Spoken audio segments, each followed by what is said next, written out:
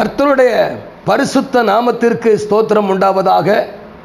பிரியமான கர்த்தருடைய பிள்ளைகளே, அன்பு தேவஜனமே, சத்திய வாசகர்களே, இந்த ஆகஸ்ட் மாதம் 8ஆம் மாதம் வியாழக்கிழமை 1ஆம் தேதி உங்களோடு கூட பேசுவதிலே மிக்க மகிழ்ச்சி. இந்த 1ஆம் தேதி நானும் அருமையான அன்பு மகன் சாமுவேல் சின்னத்தாயும் சேர்ந்து இணைந்து உங்களை வாழ்த்துகிறோம். கல்வாரி மகிமையின் ஊழியத்தின் சார்பாக கர்த்தர் உங்களை ஆசீர்வதிப்பாராக. தொடர்ந்து நாங்கள் ஜெபிக்கிறோம். உங்களுடைய ஆவிக்குரிய பூமிக்குரிய சகல ஆசீர்வாதங்களையும் கர்த்தர் நிறைவாய் கொடுக்கும்படியாக நாங்கள் ஜெபிக்கிறோம். நாம் செய்திக்குள்ளாக கடந்து போவோம். ஒரு வசனத்தை நான் வாசிக்கிறேன்.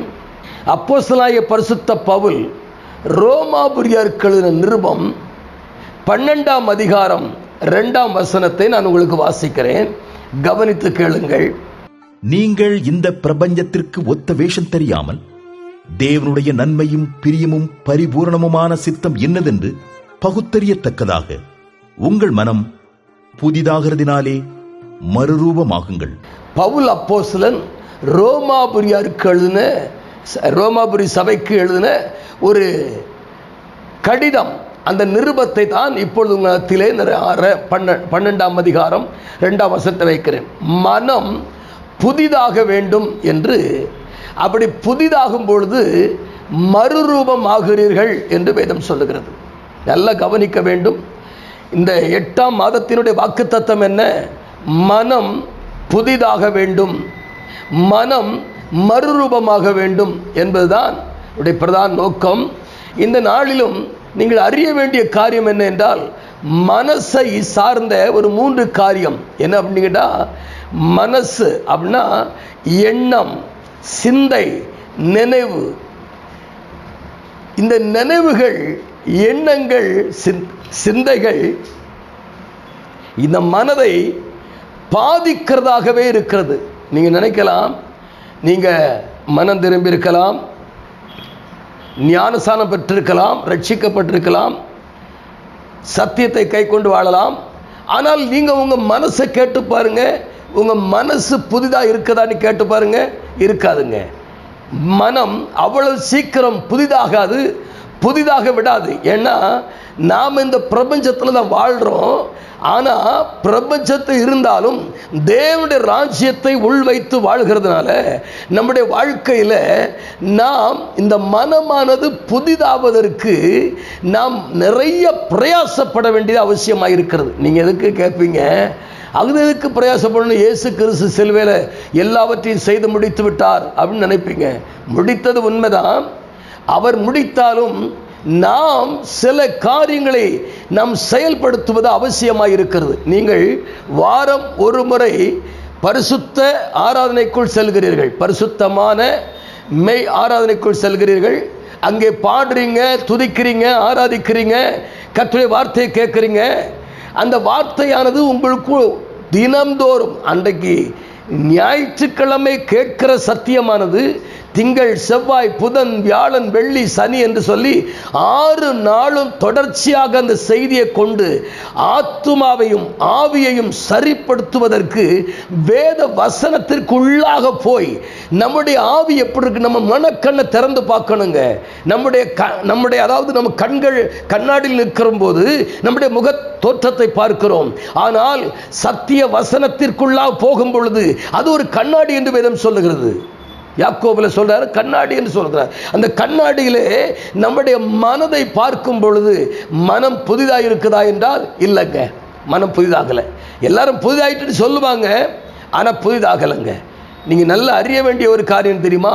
உங்கள் மனசில் கடந்த கால நினைவுகள், கடந்த கால எண்ணங்கள் வந்து வந்து வந்து வந்து அலை போல மோதி மோதி மோதி மோதி உங்களை நெருக்குறத உங்களுக்கு நல்லா தெரியும். நீங்கள் ஜெபிக்கணும்னு நினைப்பீங்க, ஆனால் ஜெபிக்க முடியாது. நல்லா உட்கார்ந்து வேத வாசனத்தை வாசிக்கணும், தியானிக்கணும் அப்படின்னு நினைப்பீங்க, ஆனால் முடியாது. ஏன் முடியாது அப்படின்னா, பழைய நினைவுகள் வந்து உங்கள் முன்பதாக அது செயல்பட ஆரம்பிக்கும். அதனால தான் மனம் புதிதாகிறதே இல்லைங்க. நம்ம நினச்சிக்கலாம் என் மனசு புதுசாக இருக்கு, அப்படி இல்லை. பழைய நினைவுகள் இருக்குதான்னு பாருங்க, பழைய சிந்தை இருக்குதான்னு பாருங்க, பழைய எண்ணங்கள் இருக்குதான்னு பாருங்க, கொஞ்சம் சிந்திச்சு பாருங்க. இவைகளெல்லாம் உங்களுடைய வாழ்க்கையில், ஆவிக்குரிய வாழ்க்கையிலும் சரி, அது எழும்ப விடாதபடிக்கு அது இந்த புவி ஈர்ப்பு விசை இருக்குது பார்த்தீங்களா, நம்ம எவ்வளோதான் ஒரு கள்ளத்துக்கு மேலே போட்டாலும் கீழ் தான் வரும், நம்ம எவ்வளோதான் குதிச்சாலும் நம்ம கீழ் தான் வருவோம். அதே போல் ஏறுகிற அனுபவத்திற்கு நாம் போகணும்னு முயற்சி எடுக்கிறோம், ஆனால் முடியல. காரணம் என்னன்னு கேட்டால், இந்த பிரபஞ்சத்தினுடைய ஆளுகை நம்மை நெருக்குகிறது. இந்த பிரபஞ்சம் நெருக்குகிறதுங்க. எவ்வளவோ பிரயாசப்படுறீங்க, நல்ல ஐக்கியத்தில் இருக்கிறீங்க, ஜெபிக்கிறீங்க, எல்லாம் சரிதான். சிந்தை மாறி இருக்குதா? மனசு மாறி இருக்கிறதா? எண்ணங்கள் மாறி இருக்கிறதா? பாருங்க, மனம் புதிதாகிறதுனாலே மறுரூபமாகுங்கள் என்று ஆண்டவர் அங்கு சொல்லுகிற ஒரு வார்த்தையை பாருங்களேன். அருமையான ஒரு காரியம். எங்க மனம் புதிதாகிறதுனாலே மறுரூபம். ஆண்டவர் இந்த நல்ல கவனிங்க, இந்த வாழ்க்கையில், இந்த தோற்றத்தில் தொடர்ந்து வாழ விருப்பம் இல்லாத நிறைய பேர் இருக்காங்க. இந்த உலக வாழ்க்கையில் தொடர்ந்து பயணிக்க முடியாத நிறைய பேர் இருக்கிறாங்க.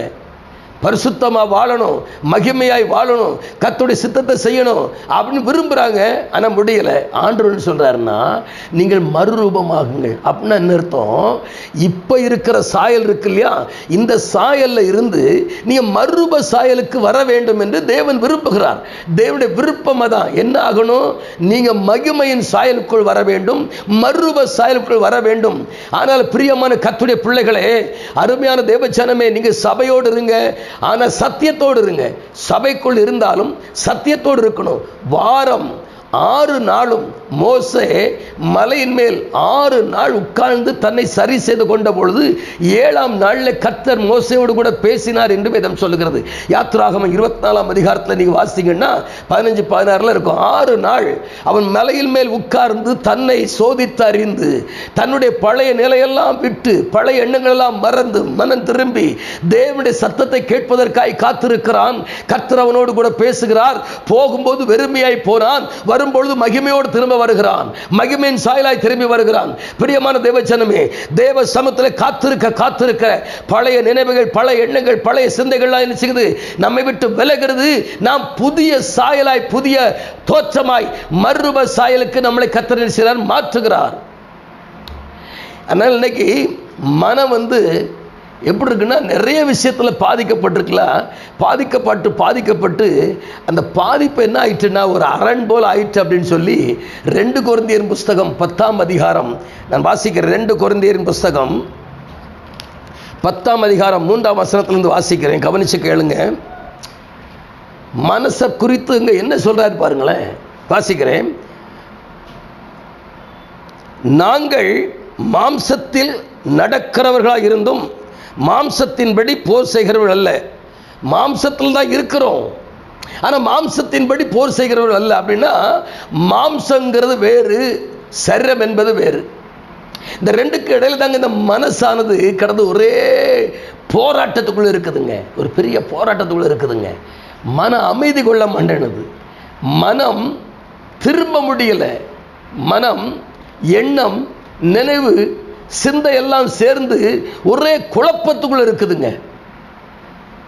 அதனால்தான் இந்த சத்திய வேத எழுத்துக்களை நாம் சரியாக கற்றுக்கொண்டு அதிலே நிற்போமானால் இந்த ஆத்மா, இந்த மனசை சரி செய்து கொள்வதற்கு கர்த்தர் உங்களுக்கு உதவி செய்வார். என்னன்னு கேட்டீங்கன்னா, அடுத்த வாசிக்கிற 4ஆம் வசனத்தை பாருங்க. எங்கள் போராயுதங்கள் மாம்சத்துக்கு ஏற்றவளாக இராமல் அரண்களை நிர்மூலமாக்கத்தக்க தேவ பலம் உள்ளதாக இருக்கிறது. அப்போ எங்கள் போராயுதங்கள்னா நமக்கு ஒரு போர் ஆயுதம் கொடுக்கப்பட்டிருக்கிறது என்பதை வேத வசனம் தெளிவுபடுத்து. உங்களுக்கு நீங்கள் எப்போ ரட்சிக்கப்பட்டீங்களோ, எப்போ ஞானஸ்நானம் பெற்றீங்களோ, எப்போ பரிசுத்தாவிய அபிஷேகத்தை பெற்றீங்களோ, எப்பொழுது கர்த்தருக்காக வாழ வேண்டும் வந்தீங்களோ, அப்பொழுது உங்களுக்கு ஒரு போர் ஆயுதம் கொடுக்கப்பட்டிருக்கிறது. போர் ஆயுதம். அவைகளால் அந்த போர் ஆயுதத்தை கொண்டு தர்க்கங்களையும், நல்ல கவனிங்கள், தர்க்கங்கள், தேவனை அறிகிற அறிவுக்கு விரோதமாக எழும்புகிற எல்லா மன மேட்டின்மையும் நிர்மூலமாக்குறதா இருக்கிறது என்று வேதம் சொல்லுகிறது. அப்போ உங்களுக்கு கொடுக்கப்பட்ட போராயுதம் எதற்காக? அரண்களை நிர்மூலமாக்கத்தக்கதாக. இந்த அரண் எப்படி அப்படின்னா, உங்களுடைய பழைய நினைவுகள் இருக்கு இல்லையா, கடந்த காலங்கள். ஆண்டு சொன்னார், முந்தினவைகளை நினைக்க வேண்டாம், பூர்வமானவை சிந்திக்க வேண்டாம், புதிய காரியத்தை செய்கிறேன் என்று ஆண்டவர் சொன்னார். புதிய காரியத்தை செய்வதற்கு தடையா இருப்பது என்னன்னு கேட்டா, முந்தின நினைவுகள். இந்த நினைவுகள், இந்த எண்ணங்கள், இந்த சிந்தைகள்லாம் நம்மை சேர்ந்து சேர்ந்து மனசை பூரா அதை ஒரு விதமாய் மாற்றி நம்முடைய மனசு மாற்றப்படாத அளவுக்கு ஒரு அரணாய் போய்விட்டது. அதனால் தான் சொல்லாரு, அரண்களை நிர்மூலமாக்க வேண்டும். அரண்கள் நிர்மூலமாக நம்முடைய வாழ்க்கையில சபைக்கு போகிறோங்க, சத்தியத்தை கேட்கிறோம். இந்த மனசு இருக்கு பார்த்தீங்களா, மனசை அடைத்து வைத்திருக்கிற அரண்கள் இருக்குதா, மனசை வெளியே விடாதபடிக்கு பழைய நினைவுகளுக்குள்ளே வைத்து வைத்து வைத்து வைத்து முன்னேற விடாதபடிக்கு அது அடைத்து வைத்திருக்கிறது அல்லவா. இந்த அடைப்புகளை, இந்த தடைகளை உடைக்க வேண்டும். அதுக்கு தான் போராயுதம் கொடுக்கப்பட்டிருக்கிறது. பிரியமான தேவஜனமே, இதனால் நம்ம என்ன செய்ய, தர்க்கங்களையும் அப்படின்னா என்ன, தேவனை அறிகிற அறிவுக்கு விரோதமாக எழும்புகிற எல்லா மேட்டின்மைகளையும் அடித்து நொறுக்க வேண்டுங்க. அதுதான் போராயுதம். நீங்க உங்களை சாதாரணமா எண்ண வேண்டாம். நீங்கள் விசேஷித்தவர்கள். தேவன் உங்களுக்கு கொடுத்திருக்கிற ஆயுதம் சர்வாயுத வர்க்கம். இந்த ஆயுதத்தை எடுக்கணுங்க. போராயுதம். நீங்கள் ஒரு போர்க்களத்தில் நிற்கிறீங்க. அந்த போர்க்களம் என்பது என்னன்னா சாதாரண காரியம் அல்ல. அது அரண்களை நிர்மூலமாக்கக்கூடிய ஒரு பெரிய போர் ஆயுதத்தை கர்த்தர் கொடுத்து அந்த அரண்களை உடைக்க வேண்டும், அரண்களை நிர்மூலமாக்க வேண்டும். எரேமியாவை கொண்டு கர்த்தர் சொன்னார். எரேமியாவை தாயின் கருவிலே உருவாவதற்கு முன்பதாகவே அவனை தீர்க்கதரிசியாக அபிஷேகம் பண்ணி, பார், பிடுங்கவும் நட்டவும் இடிக்கவும் கட்டவும் அப்படி என்று சொல்லி எரேமியா 1 அதிகாரம் 5 வசனத்தில் வாசிக்கிறோம் இல்லையா. அப்போ நாம எதை பிடுங்கணும், எதை நட்டணும், எதை உடைக்கணும், எதை கட்டணும், அதுல கவனமா இருக்கணும். நாம எண்ணத்தை கட்டி கொண்டிருக்கிறோம் தெரியுமா? மாம்சத்தை கட்டுறோமா, ஆவியை கட்டுறோமா, ஆவிக்குரிய வாழ்க்கையை கட்டி எழுப்புறோமா? ஆவியான வந்த நோக்கமே ஆவிக்குரிய வாழ்க்கையில் இருக்கிற எல்லா தடைகளை, அரண்களை உடைப்பதற்காகத்தான்.